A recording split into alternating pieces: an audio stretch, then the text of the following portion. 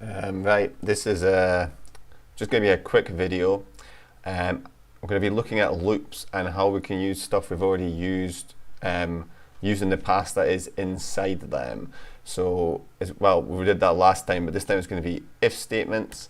So if statements when you're making decisions, this is what we looked at before. So this one, you ask for a number, checks the numbers between 10 and 100. If it is, it will say this, otherwise it will say this. Obviously we looked at elifs and elses, well, multiple elifs and elses as well, but we'll just keep it simple for now. Let's say you wanted to repeat this, what do you actually do? Well, you make a loop as before, and so you have for I in range. If you want to do it 5 times, you do 0 to 5, and you make sure everything is indented inside it. Doing that will make sure it repeats 5 times. Again, there's nothing new here. We're just looking at 2 different concepts and mashing them together. So I'm just going to jump straight into the Python. So my Teams worksheet, it has an example. I've already written up this example, and there's just a little thing I want to talk about. So if we run it, what is your number? So let's say we make it, oh wait, this is slightly different actually. So let's say we make it over 12. It will say your number is 10 or over, and I'll notice how it asks it again, and that is because this bit of code is inside the loop, which means it asks it, it checks if it's over 10, and then it goes right back around, it escapes this bit, goes right back up, and it asks you again, and it's going to ask you 5 times. So if we type in 100 this time, but then it means you can do different answers. So you go 5, it's nothing flashy, but it's just getting us used to this, and then 10, and then it will finally stop. Now, if you made it so that the question was actually outside the loop, you don't want this. Well, sometimes you will, but right, this program, you don't want this. Just show you the difference. It will only ask you for the number once, and then it will repeat the same answer 5 times. So I'm going to type in 100, and it will say this bit 5 times. So it's not really what we want. So you'd put that back there. Again, make sure it's indented. As soon as you unindent, if you did this, right, if you do another common mistake, it's going to ask you this 5 times, but it's only going to check the last number. To prove how that works, I'm going to make the first 4 digits under 10.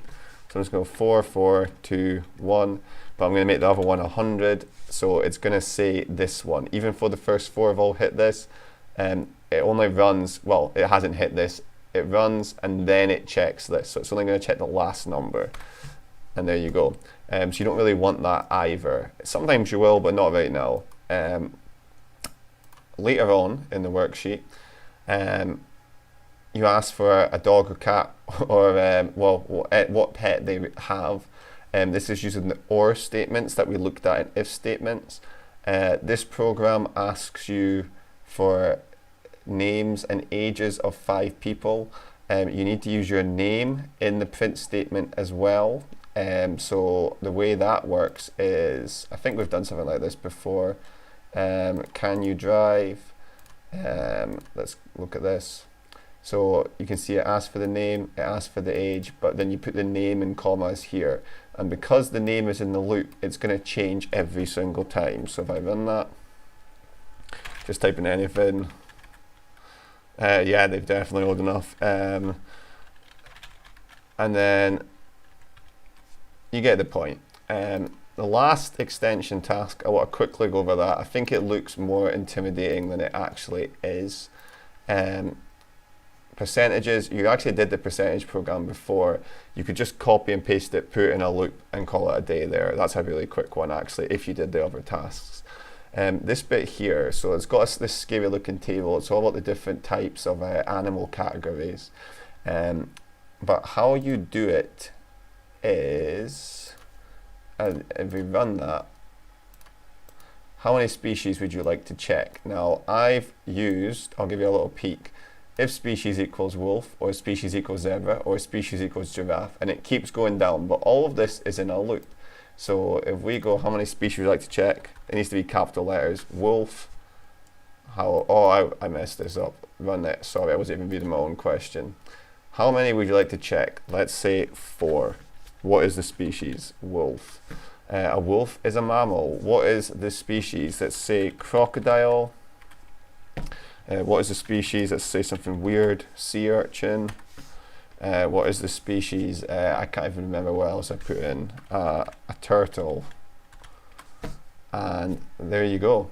And there's also an else clause, so if you type in something that's not on this list, it will say please pick again. But you could add as many animals as you want if you're so inclined. Right? Can you please remember to smash that like button? I'm going for a face reveal at 10 million subscribers, so that would be great. Thanks. Bye.